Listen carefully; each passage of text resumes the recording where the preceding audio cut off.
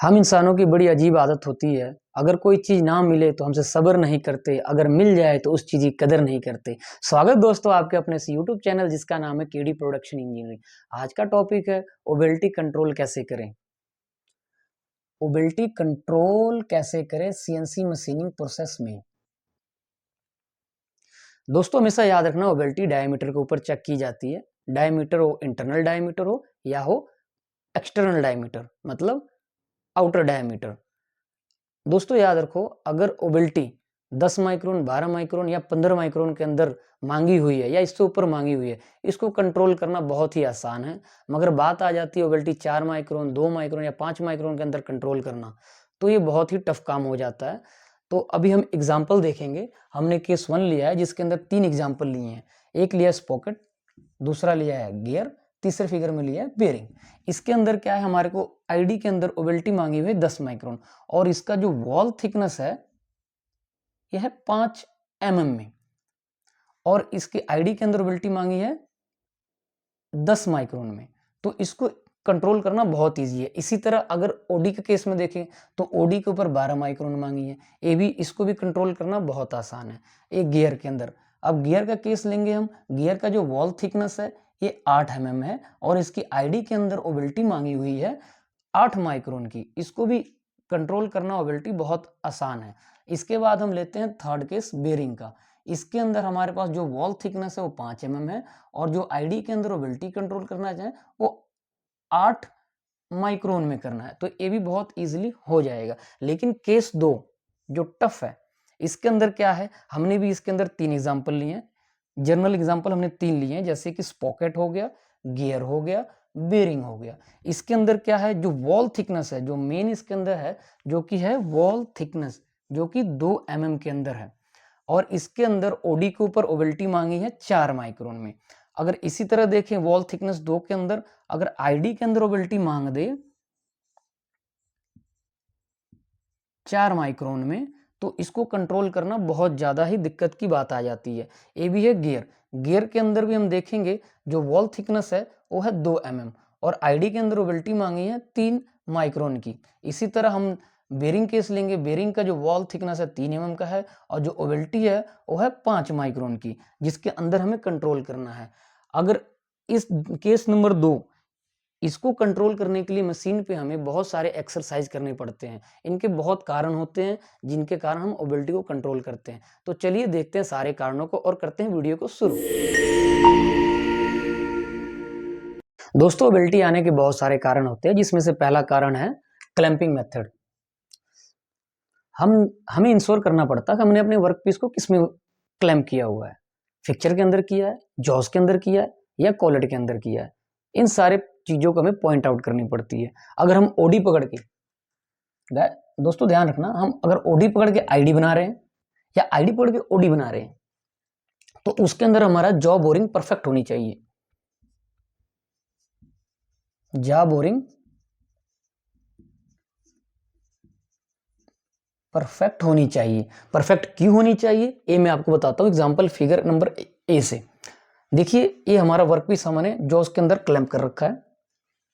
अब क्लैंपिंग के अंदर क्या हुआ, इसके अंदर क्लैंपिंग का जो एरिया है जॉज ने बहुत कम लिया हुआ है। देखिए यहाँ पे इस पॉइंट पे क्लैंप नहीं कर रहा है, इस पॉइंट पे भी क्लैंप नहीं कर रहा है और इस एरिया पे भी क्लैंप नहीं कर रहा है।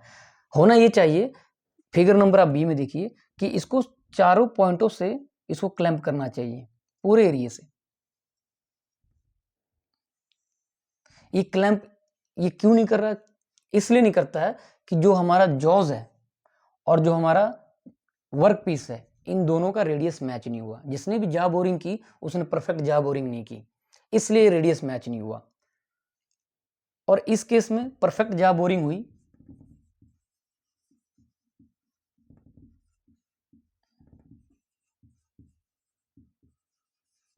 इसलिए इसका रेडियस मैच कर गया। रेडियस मैच होने के कारण इसका एरिया भी बढ़ गया, जिससे हमारा वर्क पीस और जॉस के अंदर जो वर्क पीस था वो काफी अच्छे से उसने पकड़ लिया। और इस केस में क्या होगा, इसको अलग अलग पॉइंट से भी जॉस पकड़ेगा, उससे इसके अंदर बैंड आने की संभावना बढ़ जाती है। बैंड आएगी तो इसके अंदर ओबेलिटी भी बढ़ जाएगी। तो हमें ध्यान रखना होता है कि जब भी हम जॉ बोरिंग करें तो परफेक्ट करें। दूसरा मेजर पॉइंट है चक प्रेशर, चक प्रेशर हमारा मिनिमम होना चाहिए किस केस में, जब वर्क पीस की वॉल थिकनेस मिनिमम हो, 2 माइक्रोन हो, 3 माइक्रोन हो या 4 माइक्रोन हो, उस केस में हमारा चक प्रेशर मिनिमम होना चाहिए। कितना होना चाहिए कि हमारा वर्क पीस हमारा खुल के बाहर भी ना आए और प्रेशर की वजह से वो बेंड भी ना हो और हमारा ऑपरेशन इजीली हो जाए, इतना हमें मिनिमम रखना चाहिए। इसके अंदर हो सकता है आपका 1 केजी से 12 केजी के बीच में,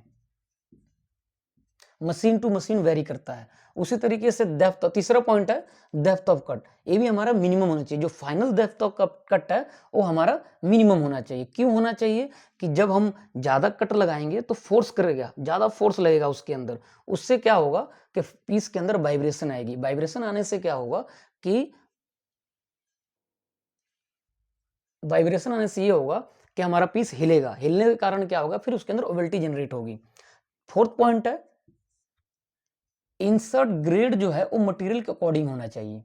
5 पॉइंट है टूल का जो स्पेयर पार्ट है वो लूज नहीं होने चाहिए।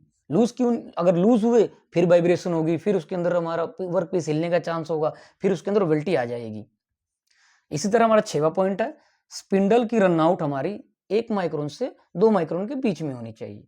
अब हम देखते हैं 7वें पॉइंट को। 7वें पॉइंट के अंदर क्या बोलता है, जो कूलेंट कंसंट्रेशन है वो 5% से लेके 10% के बीच में होनी चाहिए, जिससे क्या होता है हमारा वर्क पीस के ऊपर लुब्रिकेशन अच्छे से होता है और फिनिशिंग सरफेस, जो उसकी सरफेस के ऊपर फिनिशिंग है बहुत अच्छी आती है।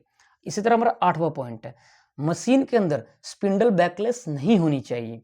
9वां पॉइंट क्या बोलता है चक रनआउट हमारा 10 माइक्रोन के अंदर में होना चाहिए। इससे ज्यादा हुआ तो ओवेल्टी कंट्रोल करने में हमें दिक्कत आएगी। किस केस में, जिस केस में हमारे के अंदर ओवेल्टी मांगी हो 2, 3, 4, 5 माइक्रोन के अंदर। और 10वां पॉइंट हमारे दोस्तों बहुत यूनिक सा है और बहुत बार ये गड़बड़ भी हो जाता है। सारे पॉइंटों को हम बहुत अच्छे से देखते हैं लेकिन 10वें पॉइंटों को हम इग्नोर कर देते हैं, पर हमें इसको इग्नोर नहीं करना है। ये क्या है, मटेरियल के अंदर बर नहीं होना चाहिए, मटेरियल के अंदर बर नहीं होनी चाहिए। अगर बर हुआ, मटेरियल के अंदर बर हुआ तो जो हमारे जॉज है, ये हमारा जो वर्क पीस है इसके अंदर ये प्रॉपर बैठेगा नहीं, जिसके कारण क्या होगा पीस का जो अलाइनमेंट है वो टेढ़ा हो जाएगा, बैंड होगा, या फिर साइडों से इधर उधर से जो भी है, जो वर्क जॉज है इसको पूरे एरिया से पकड़ नहीं पाएगा जिस तरह ये पूरे एरिया इसको पकड़ रहा है। उस केस में भी क्या होगा, ओवेल्टी आने की चांसेस बहुत ज्यादा बढ़ जाएगी।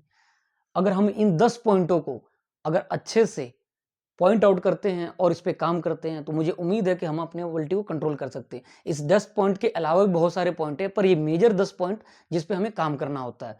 तो उम्मीद है दोस्तों आपको ये वीडियो पसंद आया होगा।